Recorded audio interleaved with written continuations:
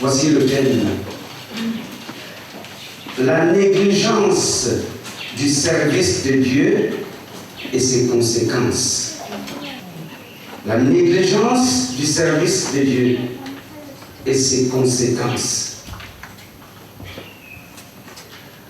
Créés par Dieu, nous devrions servir Dieu. Étant l'ouvrage des mains de Dieu, nous sommes supposés de servir l'Éternel. C'est un devoir, c'est une obligation,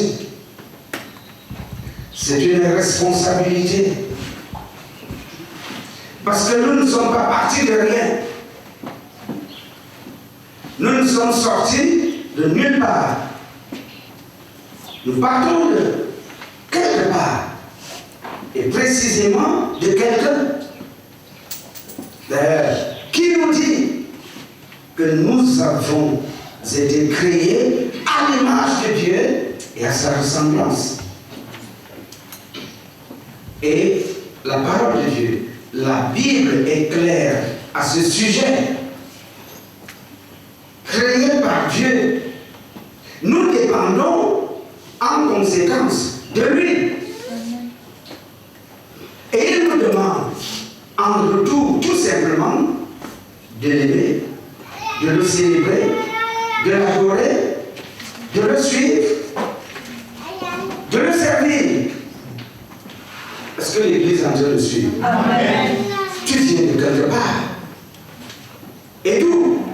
C'est Dieu qui nous crée. Nous sommes donc supposés l'aimer. Mais les choses ne se passent pas toujours ainsi. Les choses ne se passent pas ainsi. Dans le monde, vous allez donc voir des gens froids, superficiels, pour ne pas dire insensibles à l'écoute de la voix de Dieu, le Créateur de toutes choses. L'insensibilité, et à bien des égards, la négligence, les choses de Dieu sont négligées. Oui.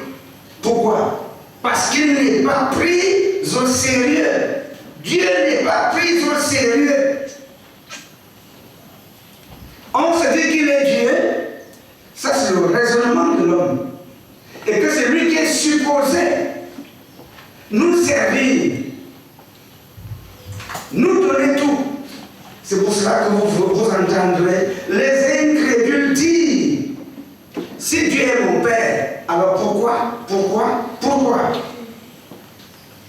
Parce qu'ils ne connaissent pas les voies de Dieu.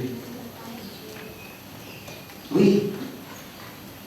Et si Dieu est le Père, à eux nous répondons: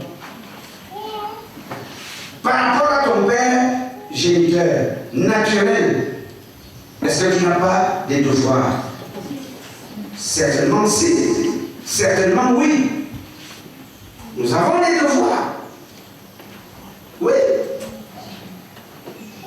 Mais par rapport à Dieu, pourquoi cette lourdeur, cette négligence amplifiée? Pourquoi? La Bible répond, Dieu répond et nous dit: faute de la connaissance de mes voies et de ma parole, les hommes meurent, périssent. Le monde est sous la domination, la puissance du diable. C'est clairement dit dans la parole. C'est pour cela que beaucoup vont emprunter la voie qui mène à la perdition, la plus grande voie, le boulevard, la grande avenue. Parce qu'apparemment, dans cette voie, on est libre, on est à l'aise, on n'est pas bousculé, on n'est pas ennuyé. Et beaucoup vont l'emprunter. là dans la salle, comme dans d'autres assemblées, dans cette salle, comme dans d'autres assemblées, c'est la même chose. La négligence. Les choses de Dieu sont négligées. En vérité, négligées. Elles ne sont pas prises au sérieux. Tu veux écouter ce que le Seigneur dit? Pourtant, Dieu nous parle. Il passe par la Bible. La Bible est sa bouche. La Bible est sa voix.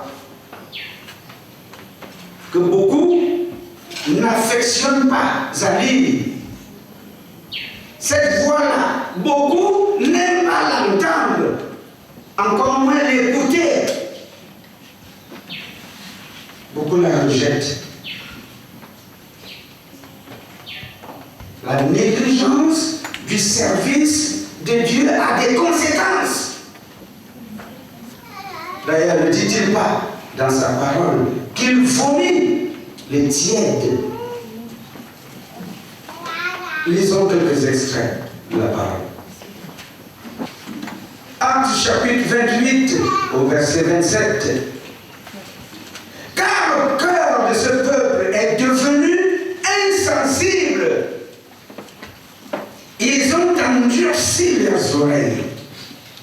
Et ils ont fermé leurs yeux.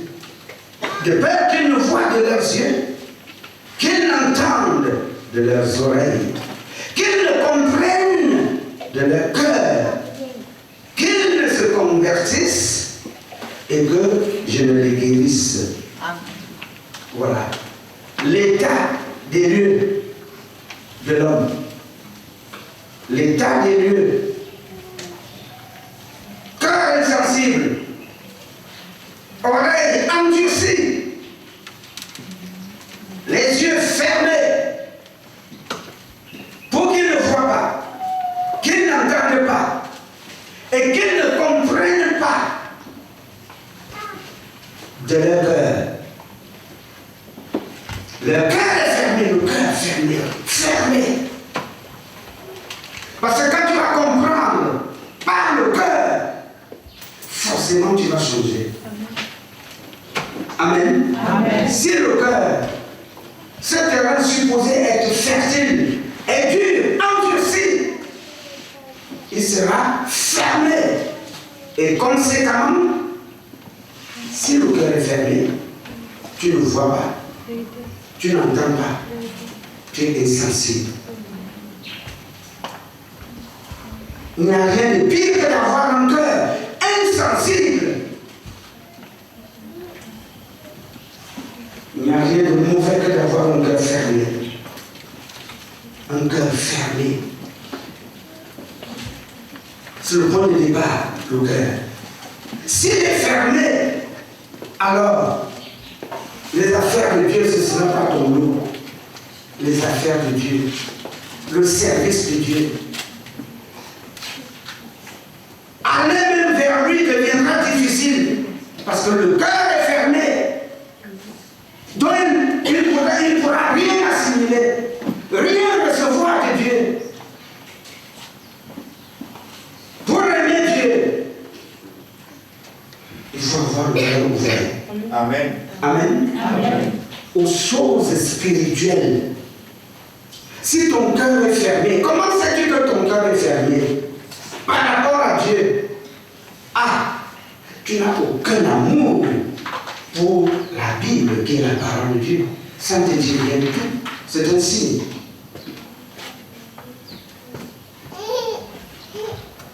C'est un signe. Tu ne lis pas la Bible. Tu n'es pas enclin à aller chercher Dieu. Il dit demandez et vous recevrez. Cherchez et vous recevrez. Mais demandez quoi? Demandez à qui? Ce qu'il veut d'abord dire, c'est demander à Dieu. Cherchez Dieu et vous le trouverez. Mais les gens ont plus souvent cela dans le sens matériel et mondain. On a mis Dieu de côté. Il dit, cherche, tu trouveras. Cherche quoi? Cherche dans le monde.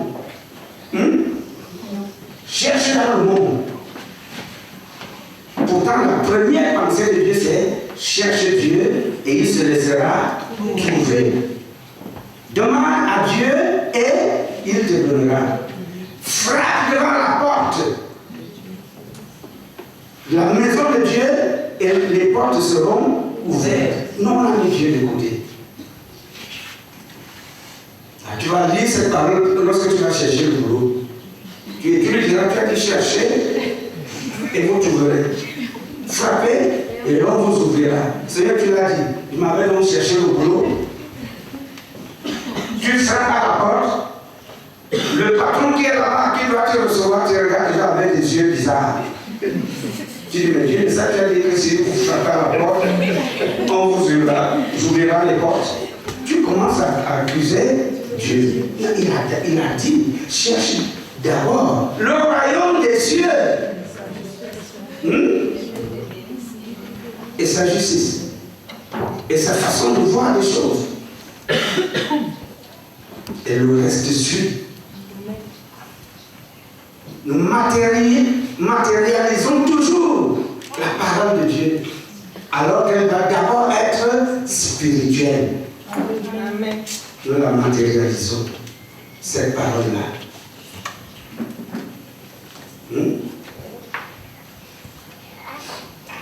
Et la grande conséquence sera quoi? La négligence. On va négliger, minimiser, ne pas tenir compte des choses de Dieu, de sa voix, de sa parole et de tout ce qu'il va nous demander. Pourquoi? Parce que dans un premier temps, le cœur est fermé, endurci. Avec l'avalanche qui suit, si le cœur est fermé au sur de Dieu, les yeux vont voir Dieu? Non. Pas du tout. Les oreilles vont entendre sa voix? Non. Pas du tout. Et nous ne mesurons pas encore aujourd'hui les conséquences et la gravité de la négligence du service de Dieu. Ça a des conséquences terribles. Lorsque tu auras négligé, mis de côté, minimisé sa parole.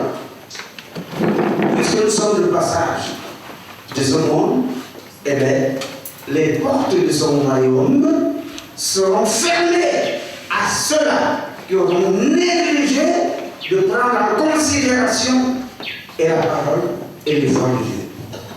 Est-ce que l'Église suit? Amen.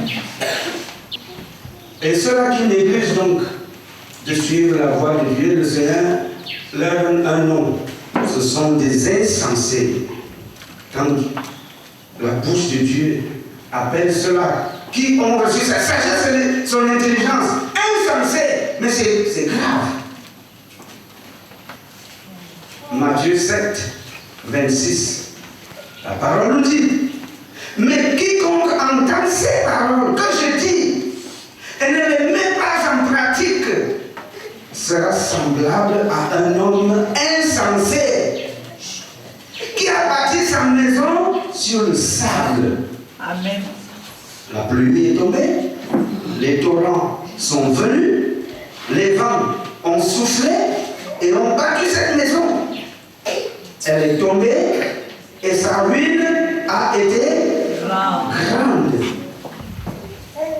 Il faut vraiment être insensé pour aller en bordure de mer, sur le sable et dire que là, tu bâtiras ta maison. Est-ce qu'on dira que tu es censé? Que tu réfléchis? Pas du tout. Tu vas bâtir ta maison sur le sable et tu le fais avec empressement. Avec, je crois que non, je suis en train de bâtir ma maison. Mais tes yeux ne voient pas que c'est sur le sable. Au moins de vent. Avec les eaux de la mer qui vont déferler comme ça en bordure de mer sur ce sable-là, mais ta maison va s'écrouler. Donc tu bâtis, les fondements sont bâtis sur quoi? Là où tu vis là.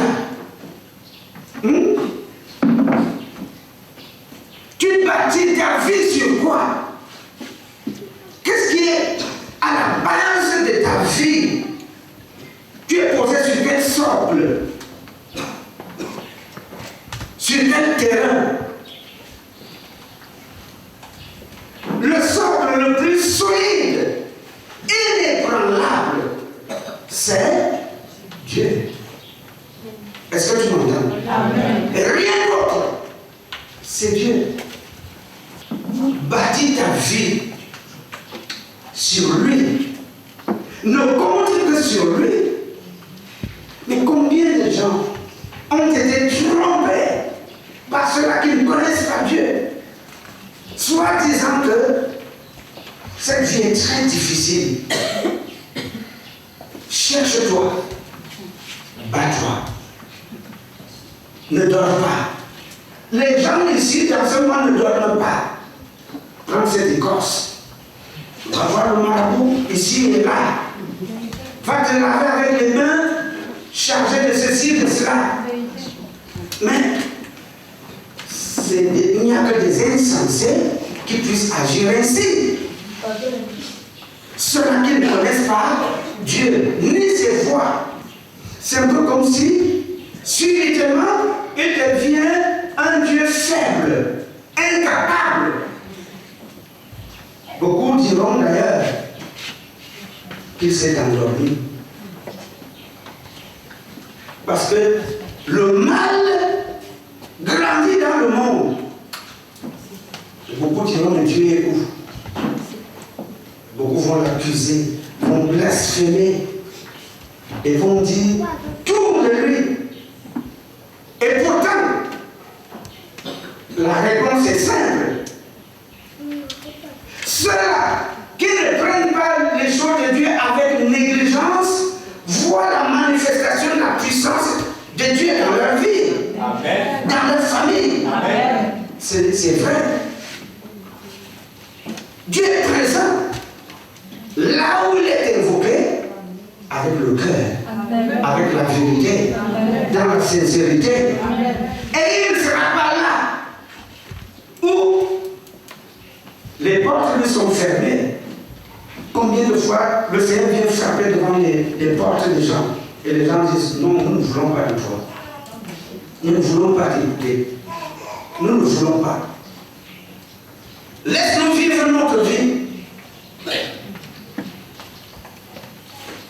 Laisse-nous marcher comme nous nous entendons. Mais ce qui est malheureux, c'est que les chrétiens qui apparemment sont assidus et constants dans l'église font partie de la majorité de ceux qui négligent de suivre Dieu selon sa parole. Je vous le dis, c'est la vérité. Dans la majorité des cas, ceux-là qui peuplent, qui remplissent comme cela les ministères des églises, ils ne sont là que des façades. C'est la vérité. Des négligents, des paresseux spirituels, des dormeurs. Oui, c'est vrai. Pour ne même pas aller loin, regarde ton propre cas. Regarde ton propre cas. Et réponds à cette question. Est-ce que Dieu te fait courir? Regarde ton propre cas. Tu es parmi toujours les retardataires devant la face de Dieu, à la belle de Dieu. Toujours en retard. Tu crois qu'on va appeler ça quoi? Si aujourd'hui tu es en retard, suite à un événement particulier, qui ne relève pas de ta faute. Mais tous les jours, tous les jours, le Seigneur est déjà assis à son trône avant 10 heures. Mais comme tu es le patron de Dieu, tu lui dis, tu lui envoies un message. Attends là-bas, j'ai encore des SMS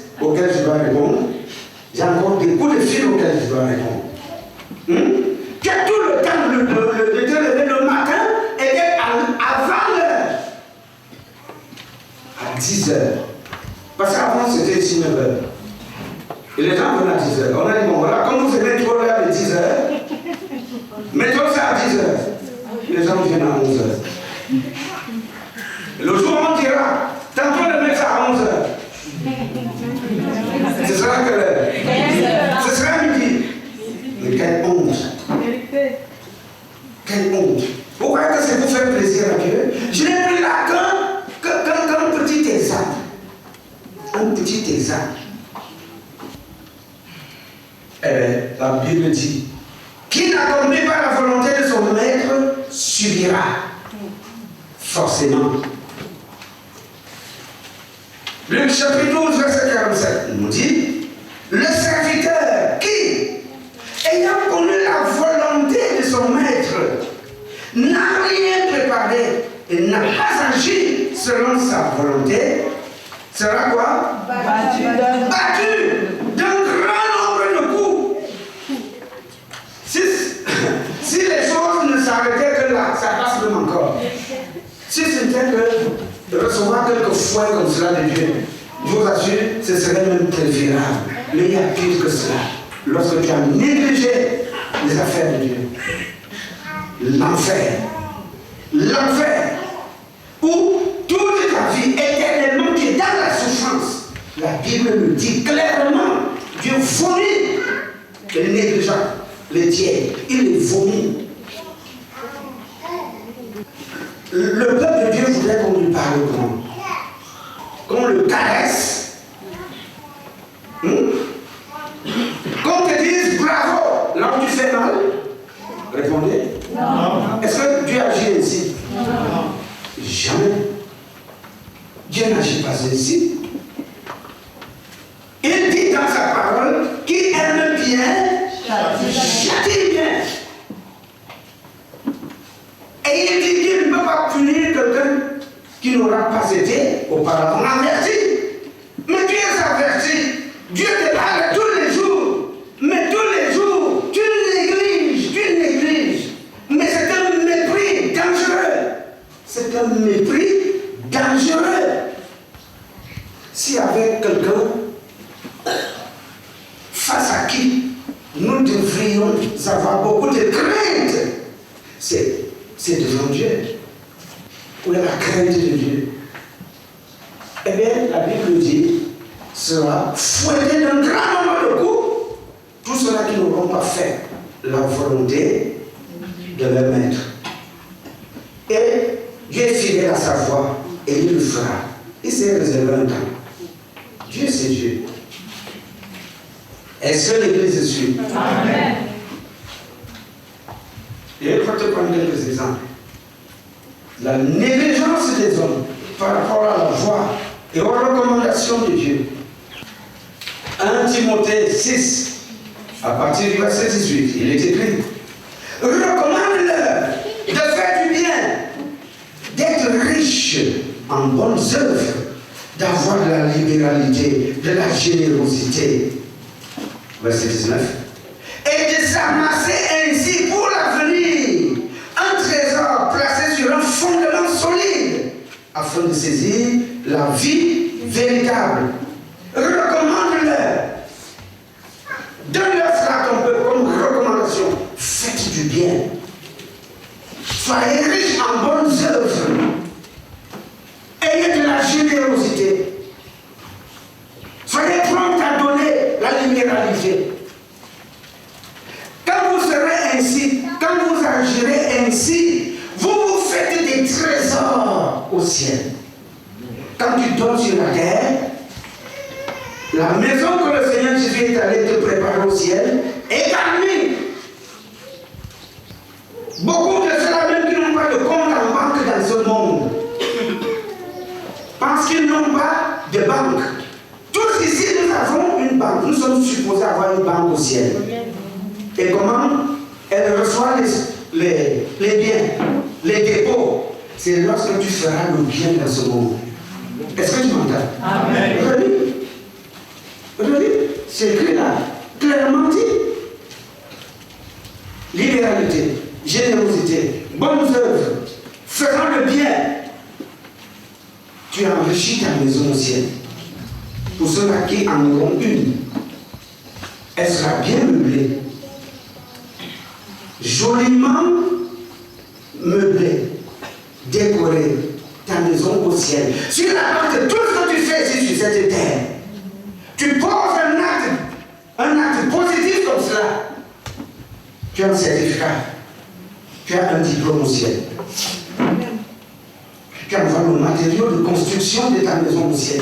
C'est dit dans plusieurs passages de la Bible. Tout ce que tu fais de bien ici, tu garantis ta maison dans laquelle tu habiteras lorsque tu auras la vie éternelle. Amen. Bon, je vais relire pour que tu comprennes. Relisons. Recommande-leur de faire du bien, d'être riche en bonnes œuvres, d'avoir la libéralité, de la générosité et de s'amasser ainsi pour l'avenir un trésor placé sur un fondement solide au ciel, afin de saisir la vie véritable au ciel. Est-ce que tu m'entends? Amen. Et je vais te dire encore autre chose. Proverbe chapitre 21, verset 13 dit: celui qui ferme son oreille au cri du pauvre criera lui-même et n'aura point de réponse. Amen. Le pauvre crie, l'orphelin crie. Tu fermes ton oreille. Un jour arrivera où tu crieras et personne ne t'entendra. Le Seigneur n'agira pas. Et tu diras quoi? Et tu diras quoi? Depuis 2 mois, l'Église parle de visiter les orphelins, disciples dans un mois. C'est à peine si quelqu'un s'est levé pour faire ne serait-ce qu'un geste symbolique. Qui t'a demandé des millions? Et pourtant, combien gâchent bien les choses? Je parle de ceux-là qui ont et qui ne mettent pas la priorité à ce que Dieu leur demande. Dieu parle et il demande. Il va passer par l'homme de Dieu. Qui va visiter dit ça mon peuple. Dis ça comme nous avons la foi. Recommande-leur. Et nous aussi on se lève, on le dit. Les réponses sont où? On attend le dernier jour. Et si en ce temps tu meurs? Si en ce temps tu meurs, réponds-moi. Quand quelque chose est dit, agis tout de suite, autant que faire se peut, pour payer les comprimés de paracétamol lorsque tu as mal dans la tête. Tu feras tout. Si tu n'as pas les comprimés, tu iras chercher les herbes dans la bouche. Tu feras quelque chose. Mais lorsque Dieu te dit, tu prends le temps, ça s'appelle la négligence. Ça a des conséquences. La conséquence, c'est cela. Écoute, il dit, celui qui ferme son oreille au cri du pauvre, criera lui-même et n'aura point de réponse. Parce que la réponse que nous attendons lorsque nous crions, c'est que Dieu vienne nous écouter et nous exaucer. Mais s'il dit cela, si beaucoup ne sont pas exaucés, vous savez, Dieu lui nous connaît. Dieu nous connaît. Parfois nous oublions certaines choses. Nous oublions que nous sommes même à la base des malheurs qui nous arrivent. Et le contraire dit quoi?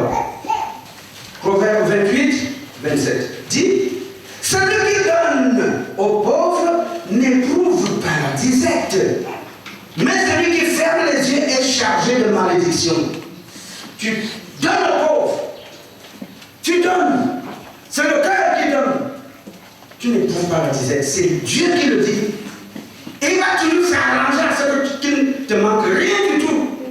Par contre, celui qui ferme les yeux est chargé de quoi? Il faut alors venir dire à l'homme de Dieu: je suis maudit par les gens du village.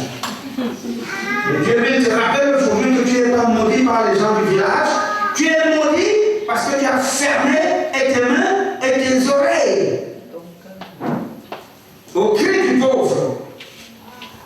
malédiction dessus. Et c'est une malédiction qui part d'en haut. Parce que Dieu a dit, donne. Donne. Donne. Et ceux-là qui donnent sont récompensés. Est-ce que l'Église est sûre? Amen. Tu ne donnes pas parce que tu négliges. Tu prends ça à la légère. Dieu ne prend jamais sa parole à la légère. Jamais. Ce qu'il dit, il l'accomplit. Les gens aiment dire, Seigneur, tu as dit que tu me béniras. On ne se passe rien que dans les bénédictions. Mais Dieu a aussi dit que tu dois donner aux pauvres. Quand tu vas chanter la chanson qui dit, bénis-nous, souviens-toi, c'est ma fille qui connaît ce chant-là. C'est même pas qui me chante. Souviens-toi de tout ce souviens-toi, accompli. Les gens chantent ça avec des larmes aux yeux. Accompli.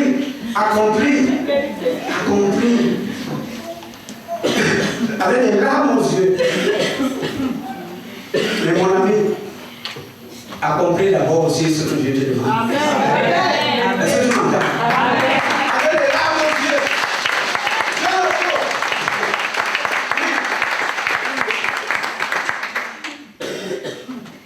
Il n'y a pas que ça. La négligence. Les pasteurs, disciples sont indexés. Tu vas entendre cela? Le devoir d'évangélisation donné aux pasteurs. Sinon, Ézéchiel 34, à partir du verset 1, nous lisons.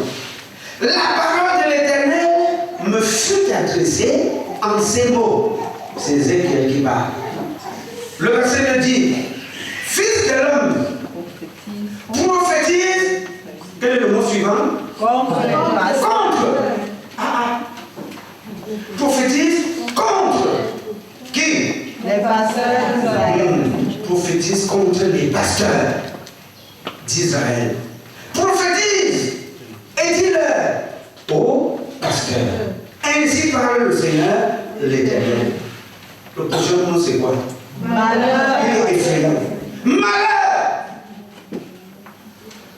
Malheur aux pasteurs d'Israël qui se paissaient eux-mêmes. Les pasteurs ne devaient-ils pas paître le troupeau? Ils ne regardaient que sur eux. Ils se rassasiaient. Au lieu de paître le troupeau, de bénir le troupeau, de donner à manger au troupeau, de leur donner la parole.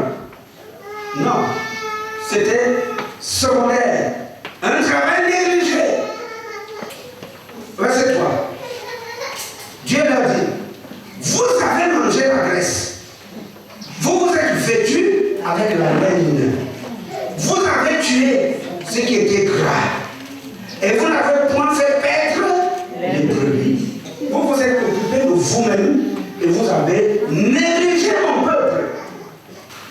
C'est ça. Écoutez la suite. Vous n'avez pas fortifié celle qui était faible. Guéri celle qui était malade. Pensez celle qui était blessée. Vous n'avez pas ramené celle qui s'égarait. Cherché celle qui était perdue. Mais vous les avez quoi? Dominé. Dominé avec violence. Et avec dureté. Elles se sont dispersées. Parce qu'elles n'avaient point de pasteur. Elles sont devenues quoi? La proie de toutes les bêtes des champs. Elles se sont dispersées. Mon troupeau est errant sur toutes les montagnes et sur toutes les collines élevées. Mon troupeau est dispersé sur toute la face du pays. Nul n'en prend souci, nul ne le cherche. Tu comprends pas? Il dit malheur à ceux-là qui ont agi ici. S'il parle ici spécifiquement au pasteur, cette même parole s'adresse à toi, comme disciple de Dieu, comme enfant de Dieu. Parce qu'une fois que tu acceptes le Seigneur dans ta vie, tu deviens son disciple. Amen. Et à cet égard, tu as pour mission d'évangéliser. Par la parole et par les actes. Tu ne peux pas, et tu ne saurais arriver quelque part, toi, enfant de Dieu, et te taire. Là où il y a des désordres, là où Dieu n'est pas connu, tu ne peux pas te taire. Tu dois ouvrir ta bouche. Amen. Donner la parole. Amen. Ouvrir la Bible et déclarer Dieu. Amen. Ceux qui ne le font pas, le renient. Tu as la capacité de le faire, mais tu ne le fais pas. C'est un reniement. Est-ce que tu m'entends? Amen. Tu renies. Parce que le monde est à racheter. Le monde est à racheter. Mais il ne sera pas qui si tu fermes ta bouche. Si tu n'ouvres pas la Bible. C'est le devoir de qui? Même si le pasteur devrait le faire. Est-ce que le pasteur est omniprésent? Il est partout. Il est ici. Toi, tu es chez toi à la maison. Il n'est pas au village. Il est à une place. Ce qu'il fera sera limité. Mais la parole de Dieu ne peut se limiter à la bouche et au périmètre du pasteur. Tu la reçois, tu as pour devoir de la diffuser. Est-ce que tu le comprends? Amen. Tu as ce devoir. Si tu ne le fais pas, ça veut dire tout simplement que tu fais quoi? Hein? Tu négliges. Et cela a des conséquences. N'oublie pas que lorsque tu vas travailler pour qu'une seule âme se repente, il y a quoi au ciel? Il y a la fête. Pourquoi il y a la fête? Parce que c'est rare de trouver des gens qui se repentent. C'est rare. Il y a très peu de sauvés, très peu. Donc, quand une seule personne, tu amènes une personne à Dieu, tu pries pour cette personne-là, et la personne finalement accepte Dieu, tu reçois des galons. Tu reçois des galons, des récompenses. Et sinon, tu seras noté sur la base de quoi? Sur la base de quelle œuvre?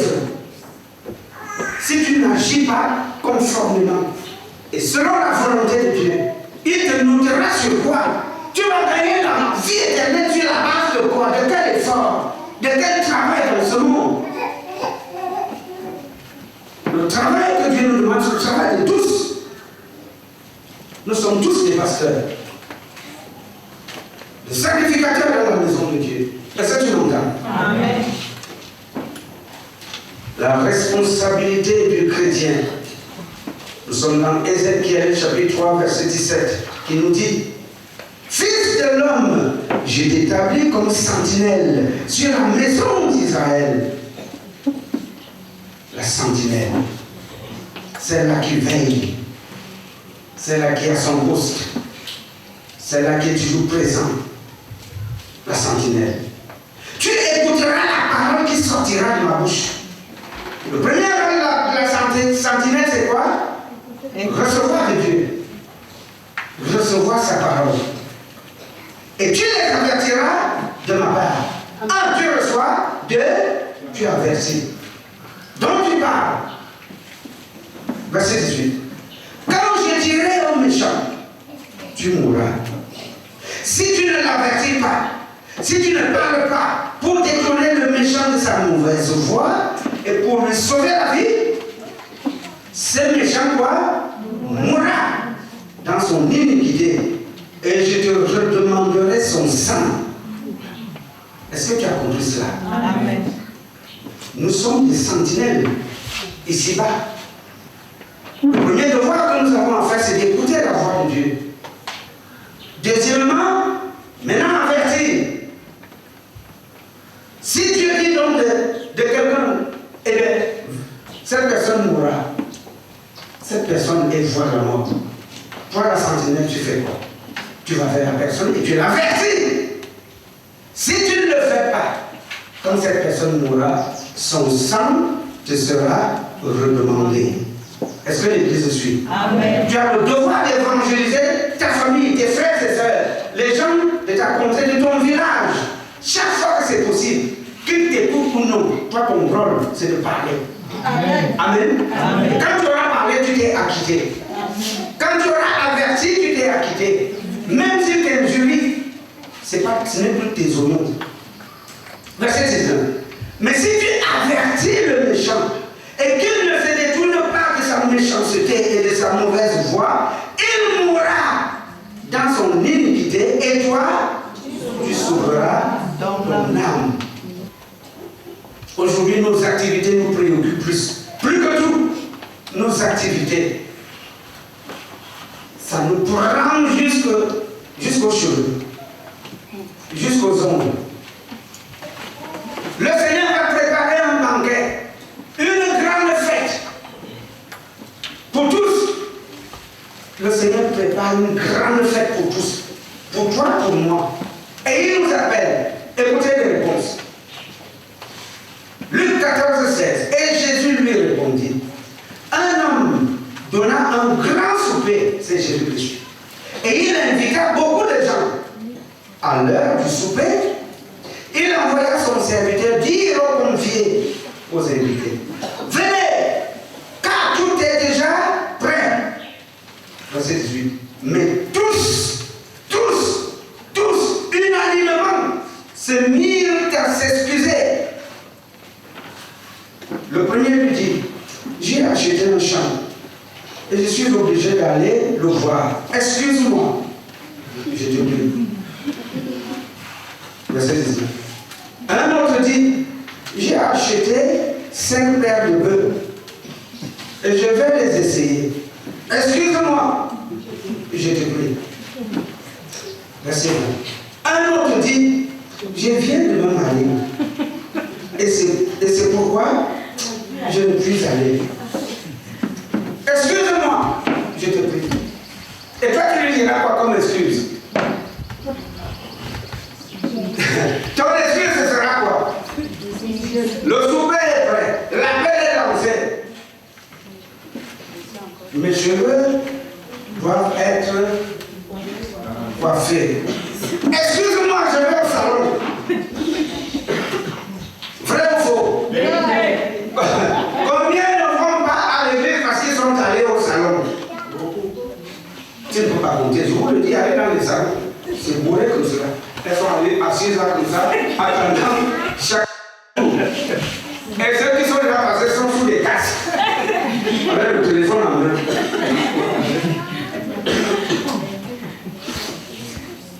C'est la canne féminine. Le temps de la prière est arrivé. Zéro faute. Puisqu'on va fermer les stades à 11h. À quoi vont aller au festin de Dieu? Zéro. Direction quoi? Stade. Le soleil va te brûler là. Il va te brûler là-bas. Et il va te brûler. Et tu es là dans les commentaires. Tu vas finir les pochettes de la République à essuyer la Et quand le match va commencer, tu vas transpirer comme quoi? Comme un nageur qui plonge dans l'eau. Ah oui, il est mouillé. Tout le monde parle d'exemple. Excuse-moi, je te prie. Les exemples sont. J'ai 2-0. Ah oui, c'est vrai. Le 2-0. Pour les footballeurs. Pour les papas qui ont qui sont gros ventrus là. Ou alors qui sont gros. Pour enlever un peu les graisses. Dimanche, 7h le matin, ici il y en a souvent, c'est eux qui nous réveillent. Vous entendez les cris. Ils jouent, ils crient. Jusqu'à 9h, 10h, les gars sont là. Le temps de Dieu ne compte pas. Les choses de Dieu sont négligées. La négligence. Je n'ose pas parler de le temps d'aller à l'église est arrivé. Il y a juste une fine pluie comme ça. Il y a une fine pluie, qui n'est même pas grave. Et pourtant, tu as un gros parapluie qui peut te parler et voir tous tes enfants. Parfois même les enfants sont prêts à attendre papa ou maman qui est encore vautré sous les traits de couverture. Il fait froid aujourd'hui, j'ai une belle excuse. L'excuse c'est qu'il fait froid, il pleut. Pendant ce temps, ceux qui ne négligent pas, vous allez voir, les gens arrivent mouillés, ils s'assoient. Mais ils ne vont pas réjouir le cœur de Dieu. Répondez non. Ils vont réjouir le cœur de Dieu. Dis, malgré les vents et les marées, tu t'es déplacé pour venir dans ma maison, pour me louer, pour m'adorer et recevoir ma parole. La parole de Dieu, c'est la nourriture. Qu'est-ce que tu as mangé hier?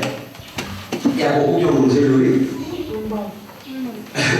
le manioc, le gomme, le poisson, la viande. Oui, ce que je suis en train de citer, c'est vrai. Ces gens ont mangé les feuilles, les salades et tout. Vrai ou faux? Ça, c'est la nourriture. Et dans tout ce qu'ils vont manger ici, certains, là, plus nantis, ont bu. On va arroser de la nourriture de quoi? Soit des bières ou des vins. Très bien. Ils se sont revus, rassasiés, et ils se sont endormis et ont gonflé. Le temps maintenant aussi d'aller prendre la nourriture spirituelle arrive. Donc j'ai trop bourlingué hier soir, j'ai une belle excuse. J'ai trop ceci, j'ai trop cela, j'ai trop ceci. Dieu attend. Excuse-moi, je te prie. C'est cela. Et quand on va forcer certains, on va quand même forcer certains à venir. Ils viennent avec des murmures, des grincements de dents. Et je ne sais pas. Et à la fin, tu vas voir quoi? Je vais te dire quelque chose. À la fin, tu verras déjà assis là qui te regarde. Tu penses qu'ils t'écoutent alors qu'ils sont là. Ils sont là qui te regardent. Ils me suicident. Ils parlent de tout.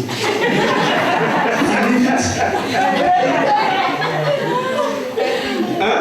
Et quand tu insistes, tu vois seulement les yeux qui se ferment. Le sommeil. Le sommeil. D'accord, ça y est, je vois les gens, je vois les gens qui s'endorment. Tant que je n'aurai pas fini, je n'arrête pas.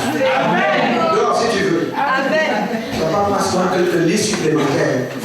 Si tu veux les matelas, je t'en apporte. Amen. Comme ça, on va les mettre là-bas derrière, encore un peu de place. Tu vas t'endormir. Et ce qui est curieux, c'est que dès que tu finis la parole, non, le sommeil est parti. Le sommeil est parti. La force revient. Les affaires de Dieu, prie avec négligence. Dieu te dit, prie la nuit à 3 heures. Tu es encore jeune, tu n'es même pas marié. Tu as réglé ton... Tu as fait ça quoi? Le réveil, l'alarme. Quand ça sonne à 3 heures.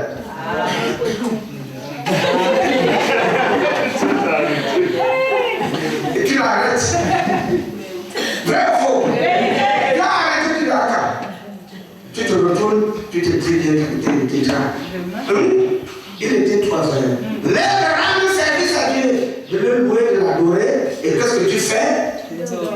Non, Dieu accélère en ronflement. Et le matin arrivé, tu dis, ouais, cette nuit encore, j'ai joué. Je n'ai pas pu. Tu commences à regretter. Cette nuit-ci, non, cette nuit-ci, c'est aujourd'hui, c'est aujourd'hui.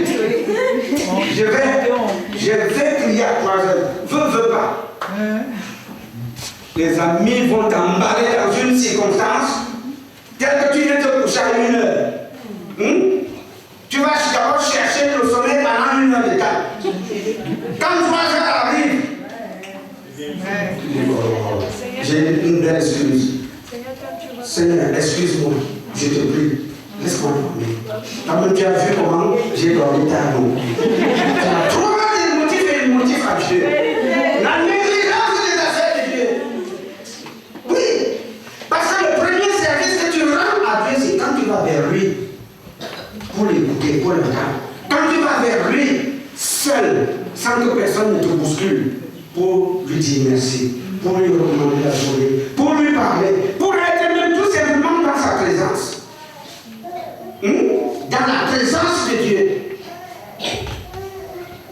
Et le lit te donne les galons. Certains les galons que tu recevras dans le lit, ce sera ceci, je vais te dire. Puisque tu as négligé les affaires de Dieu, le diable va faire quoi? C'est bien, tu as bien fait. Il va te flanquer une belle couche de nuit. Les nourritures de nuit. Et si ce n'est pas cela, il va te donner un cauchemar qui va te réveiller comme cela en sursaut, tout transpirant. Vrai ou faux? Ah ben oui. Parce que tu as négligé cette affaire, le diable en profite. Celui qui profite de cela, c'est le diable. Écoutez-moi bien. Je ne parle pas de ceux qui disent aujourd'hui je suis fatigué. Remettons ça demain. Aujourd'hui, il y a toujours une excuse. Remettons ça demain. Acte 24 dit, quelques jours après, Félix, c'est un gouverneur, c'est un homme distingué. Félix vint avec Drusille, sa femme, qui était juive, et il fit appeler Paul. Il l'entendit sur la foi en Christ. Mais, comme Paul discourait sur la justice, sur la tempérance et sur le jugement à venir, Félix, effrayé, dit, pour le moment, retiens-toi. Quand j'en trouverai l'occasion, je te rappellerai. Paul, tu me parles de la justice. Tu me parles du jugement. Tu me parles du salut, du royaume de Dieu. Non, laisse tomber. C'est un gouverneur. C'est un responsable de l'État. De quelle justice tu me parles là? J'ai l'autorité, j'ai le pouvoir. Parce qu'il a l'autorité et le pouvoir, il veut entendre que la justice de Dieu va prévaloir sur la sienne. Zéro. Il dit non. Laisse tomber. Je vais te rappeler. Pas, laisse. Ça suffit comme ça. Laisse. J'ai déjà beaucoup entendu. Laisse tes jugements là. Il était effrayé parce que Paul lui disait attention. Vous rendrez compte. Vous êtes autoritaires ici là. Vous rendrez compte. Il est effrayé. Et comme on ne veut plus l'entendre, parce que les gens n'aiment pas être corrigés. Il dit pas. Je vais te rappeler plus tard. Et quand tu vas lire, jamais il l'a pu rappeler. 2 ans sont passés, il l'a pu rappeler. Parce qu'il était en prison, il l'a laissé dans la prison, il l'a pu rappeler. Tu remets toujours à demain, et tu sais que d'ici demain, qu'est-ce qui va se passer? Donc c'est très dangereux de négliger la voix de Dieu, la parole de Dieu. En conclusion, Jean chapitre 15, verset 5 nous dit, c'est Jésus qui parle de sa bouche. Je suis le cep, le tronc. Vous êtes les sarments, les branches. Celui qui demeure en moi et en qui je demeure, quoi? Porte beaucoup de fruits. Car sans moi, vous ne pouvez rien faire. Amen. Au verset 6.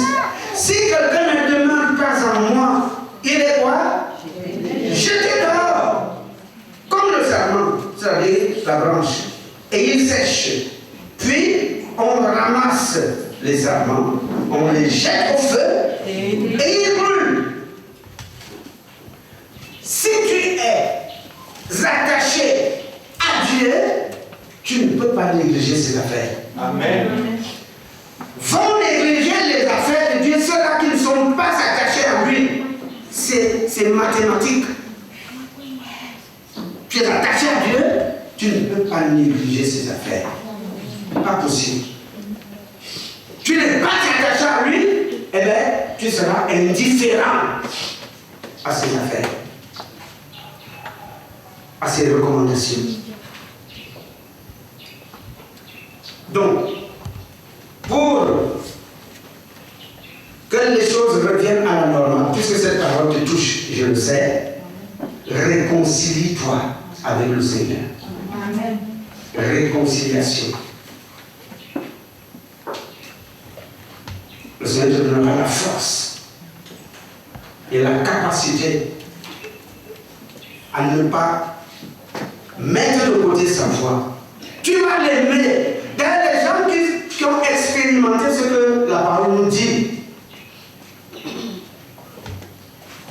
sont arrivés à un niveau où, si tu ne chantes pas, si tu ne pries pas, si tu ne lis pas la Bible, ou bien si tu ne viens pas devant la face de Dieu, tu es malade. Il te manque quelque chose. Oui. Ah, c'est un signe que tu es attaché. C'est un signe que tu prends au sérieux les affaires de Dieu. Il faut seulement être sincère. Est-ce que l'Église a suivi? Amen. Le Seigneur t'interpelle et dit, écoute, ce n'est pas bien de négliger les affaires de Dieu, c'est pas bien. Il y a des conséquences, il y a des coups, il y a le feu. Parce que tu seras déconnecté et jeté au dehors. Le diable va profiter de ce que tu n'es pas attaché à Dieu pour te casser et te finir. Est-ce que tu m'entends? Donc ce qu'il faut faire, parce que nous sommes limités, nous sommes faibles, ce qu'il faut faire, c'est revenir à Dieu, se repentir et